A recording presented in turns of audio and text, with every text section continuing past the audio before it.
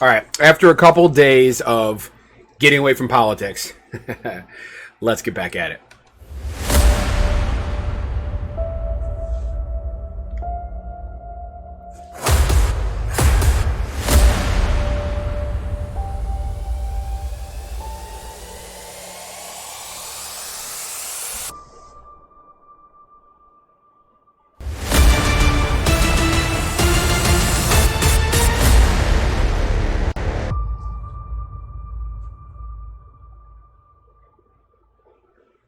All right. So the thing is that I have said for quite some time now that I believe that as Donald Trump continues to implode and drive the base of his party into.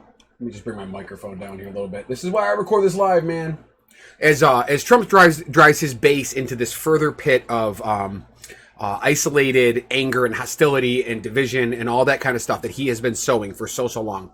I believe at some point, the Republican Party, especially the Senate and the Republican Party, will have to separate themselves from Donald Trump.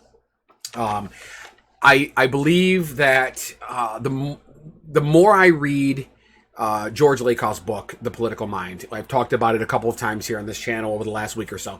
The more I read his book, the more I realize that a lot of what you're seeing happening right now in Republican politics at the national level plays right into what Lakoff talks about. They are playing this empathy, fear. They are playing off of nationalist cues. They are playing off of xenophobic cues, and they're using these things along with the reality of the Black Lives Matter movement to really sow division among the American people. And what that does is it motivates the people that are afraid and they're angry, and it further isolates Democrats from the moderate electorate, and it isolates also though the super conservatives from the moderate electorate. So then the moderate electorate is left with a decision to make. And I think his continued idiocy, right? Because, I mean, listen, you can say what you want about policy. If you believe that Donald Trump is a genius, you are sadly confused. You are mistaken. You are stupid, I think might be a good apropos word. Let's take a look at a couple of things that are going on. And I normally don't cue CNN, but you know what? I don't give a fuck tonight. Look at this shit. This is what I'm talking about. Mitch McConnell right here. He warns Kentucky as Trump downplays the pandemic. So Mitch McConnell has moved away from Trump quite a bit recently, especially considering the mask stuff. Also, over here you can see, where is it? I just saw it a minute ago. Maybe not. Now I got to think where. Oh, here we go. Mitch McConnell is open to a second round of stimulus checks, sources say. Same thing right here. He warns Kentucky about coronavirus surge as Trump downplays the pandemic. So we also see this right here, Lindsey Graham breaking with Trump in the Fauci feud. So I don't want their video playing right now, but you may have noticed over the last day or two that the White House is trying to discredit Fauci. Now, the guy's got 40 years of experience. He's top of his class at Cornell. The man is a star compared to Donald Trump's stone. I mean, the idea that somehow Donald Trump and his little group of minions that surrounds him knows more than Fauci is asinine, right on his face. You don't even need to drill down into whether or not there's some conspiracy or whatever with the deep state people, and don't even get me started on all that. But the fact of the matter is, as I've been saying, and as a lot of punditry have been saying, the Republicans, especially the leaders of the Republican Party at the national level, Mitch McConnell, Lindsey Graham, you've already seen some more of the moderate Republicans already jump ship. Susan Collins speaking out against Donald Trump. It's one of those things. He's not going to be able to win. I mean, look at this asinine shit too. Now, his Southern voters, I mean, this is crazy. Repeatedly calls him by the wrong name. I mean, what in the heck? Tommy Tuberville. I mean, you got to be kidding me. Well, oh my God, I don't even understand how this stuff happens. He literally thinks he's the smartest person in the world, and yet he continues to make mistake after mistake after mistake after mistake. Lie after lie after lie after lie after lie. And at some point, it's all going to, I mean, I don't know.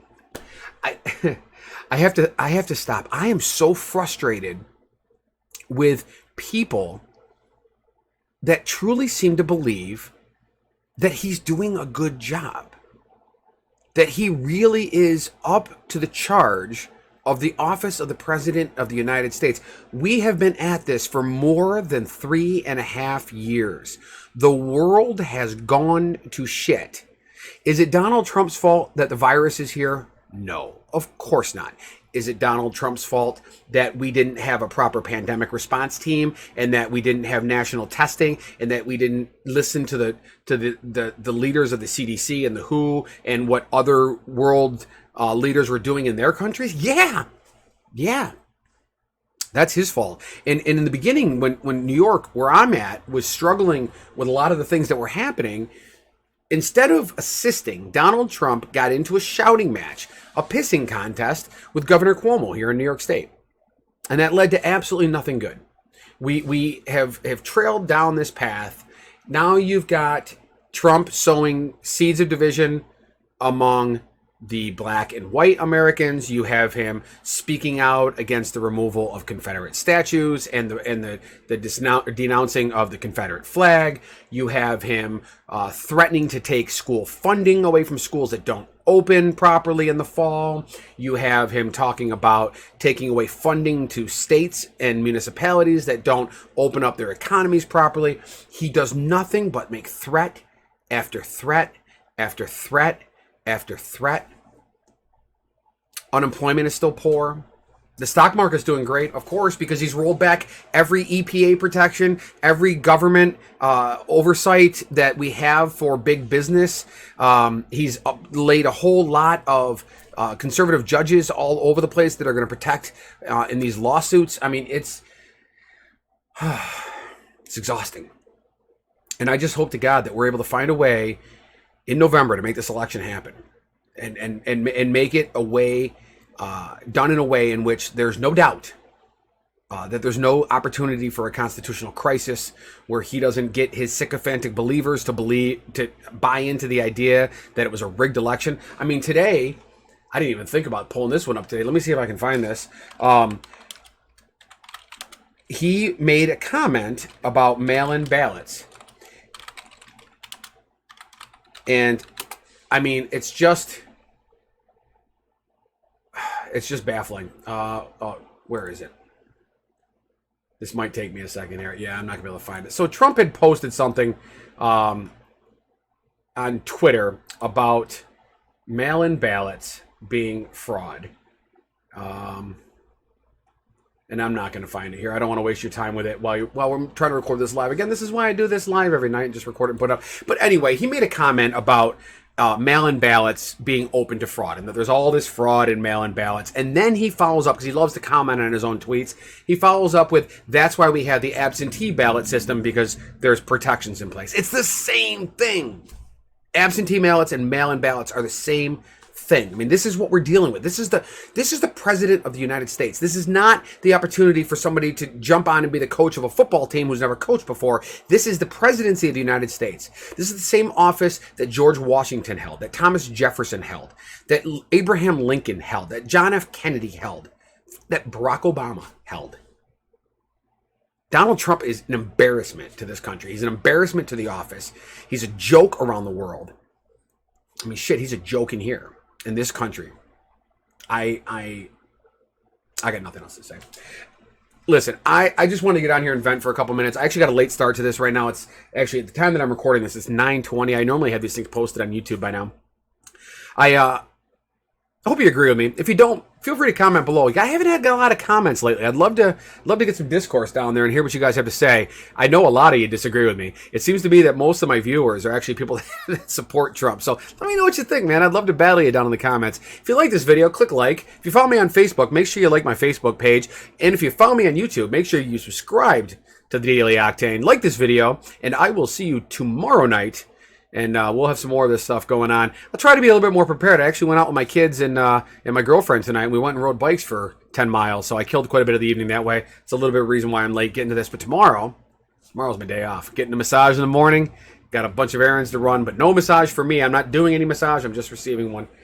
So I will see you guys tomorrow. Thanks for watching the Daily Octane. Have a great night, guys.